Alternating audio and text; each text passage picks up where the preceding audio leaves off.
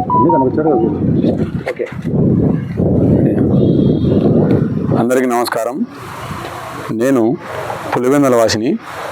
వైఎస్ఆర్ కాంగ్రెస్ పార్టీకి మద్దతుగా పోయిన జెడ్పీటీసీ ఎలక్షన్లకు వైఎస్ఆర్సీపీకి ఫేవర్గా, టీడీపీకి వ్యతిరేకంగా పనిచేశానని తుమ్మలపల్లెకు చెందిన విశ్వనాథ్ రెడ్డి గారు నా మీద ఈరోజు దాడి చేయడం జరిగింది. ఈ దాడి ఎందుకు జరిగిందంటే, ఆయన నాకు 2 రోజుల కిందటి నుంచి నాకు ఫోన్లు చేసి బెదిరింపులు చేయడం కూడా జరిగింది. దానికి కావాల్సిన సాక్ష్యాలు ఫోన్ కాన్ఫరెన్స్లు అవన్నీ ఉన్నాయి. అలాగే ఈరోజు చూసుకున్నట్లయితే ఉదయాన్నే నేను నా మిత్రుడు, నా సోదర సమానుడైన ఎద్దుల అర్జున్ రెడ్డి గారి దగ్గరికి ప్రతిరోజు నేను ఎప్పుడైతే పులివెందులలో అవైలబిలిటీ ఉంటానో, బిజినెస్ టైం అయిపోయిన తర్వాత ఆ టైంలో ఆయన దగ్గరికి పోవడం జరిగింది. నేను అక్కడ పోయిన సమయానికి విశ్వనాథ రెడ్డి గారు అక్కడ ఉండడం జరిగింది. సో నాకు ఆయన ఉన్నారని కూడా తెలియదు. నేను నా పని మీద నేను పోవడం జరిగింది. నార్మల్గా కూర్చొని నాకు పొద్దున ఉదయం ఫోన్ చేసి మా అర్జున్ రెడ్డి గారు ఫోన్ చేశారండి అని చెప్తే ఆయన పోవడం జరిగింది. పోయిన వెంటనే లోపల ఆయన ఈ ముఖం వేసుకొని కూర్చోవడం వల్ల నేను తిరుకొని వచ్చేసరికి ఆయన విశ్వనాథ రెడ్డి గారిని తెలిసింది. ఆయన ఇటీవలే జెడ్పీటీసీ ఉప ఎన్నికలలో భాగంగా టీడీపీకి పోవడం జరిగింది.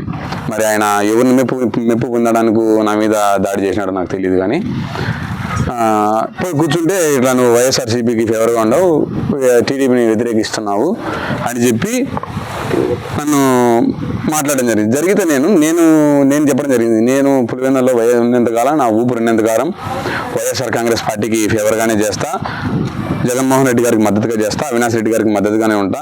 నా ఊపిరి వాళ్ళ కుటుంబానికి అంకితం అని చెప్పినాక ఆయనకు నచ్చక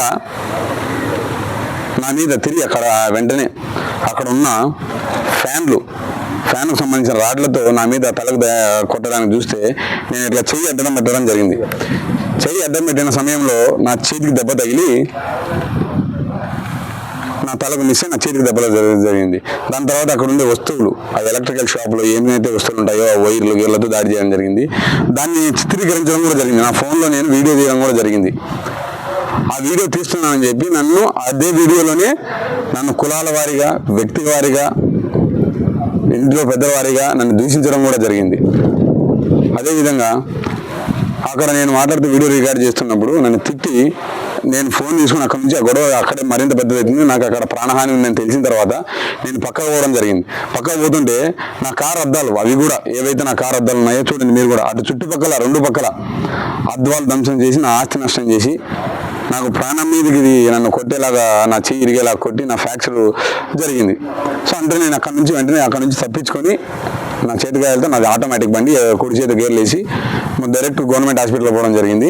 గవర్నమెంట్ హాస్పిటల్ పోయిన అనంతరం వైద్య చికిత్స పొంది అక్కడ నాకు జరిగిన ఫ్రాక్చర్కి ఇబ్బందులకు నేను తగిన చికిత్స పొంది ట్రీట్మెంట్ తీసుకొని వెంటనే పోలీసు వారి కార్యాలయానికి వెళ్ళడం జరిగింది. అక్కడ పైన వెంటనే మాకు ఇలా జరిగింది, మాకు ఇలా నష్టం జరిగింది, ఇలా ప్రాణహాని ఉంది అని చెప్పి ఒక పిటిషన్ రాసి, ఒక ఫిర్యాదు రాసి అక్కడ స్టేషన్లో ఉన్న వారికి ఇవ్వడం జరిగింది. నేను ఒకటి ఆశిస్తున్నా, ప్రజాస్వామ్యాన్ని బ్రతికించడానికి పోలీసులు ఉన్నారంటే నాకు న్యాయం చేస్తారని నేను కోరుతా ఉన్నా. ఎందుకంటే అక్కడ ఎవరూ లేరు. టీడీపీకి, వైసీపీకి సంబంధించి ఒక వ్యక్తిగత వాదనగా తీసుకొచ్చి, ఆయన వ్యక్తిగత వాదనలు కాదు, అక్కడ పార్టీలు విభేదాలు తీసుకొచ్చి నేను కూర్చున్నవాడిని. ఇంతవరకు నా మీద నేను పలాన్ని కొట్టినానని కానీ, పలాన్ని తిట్టినానని కానీ, పలాన్ని ఏమైనా అన్నానని కానీ ఒక్క కేసు కూడా నమోదు కాలే. ఈరోజు నా మీద ఏం లేనిపోని కేసులో మేము అక్కడ సీన్ ఆఫ్ అఫెన్స్లో ఉండేది ఒక 4 వ్యక్తులు మాత్రమే ఉన్నాం. ఇంకా మీరు ఏమేం చేస్తున్నారో కొత్తగా కేసులు పెట్టడం, వేరే వాళ్ళ పేరు మీద తీసుకురావడం, అక్కడ ఎవరినో నేను తిట్టినానని చెప్పి ఎస్సీ ఎస్టీ కేసులు పెట్టడం. నేను 2 చేతులు, నా చేయి బాగలేకపోయినా నా 2 చేతులు ఎత్తి ఒకటే నేను పోలీసు వారిని, కోయ ప్రవీణ్ గారిని, అలాగే మా పులివెందుల సిఐ గారిని, డిఎస్పీ అందరినీ ఒకటే కోరుతా ఉన్నా. మాకు ఏదైతే అన్యాయం జరిగిందో మాకు న్యాయం చేయాలని కోరుతా ఉన్నాం. ప్రభుత్వ పరంగా మాకు చట్టపరమైన న్యాయం జరగాలని కోరుతాను.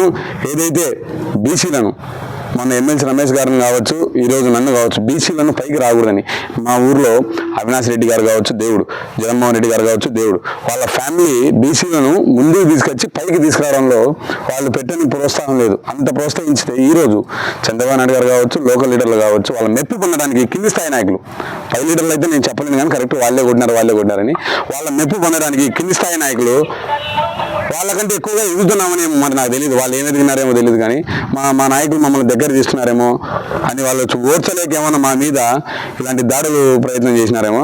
అయితే గతంలో కూడా ఒకసారి నా ఇంటి మీదకి రావడం జరిగింది. ఆ రోజు కూడా నేను ఎస్పీ గారిని, పొలిమేర డిఎస్పీ గారిని, అప్పట్లో డిఎస్పీ గారిని అందరినీ కోవడం జరిగింది. సార్ నాకు ప్రాణహాని ఉంది, మమ్మల్ని కాపాడండి సార్ అని చెప్పి నేను అడగడం జరిగింది.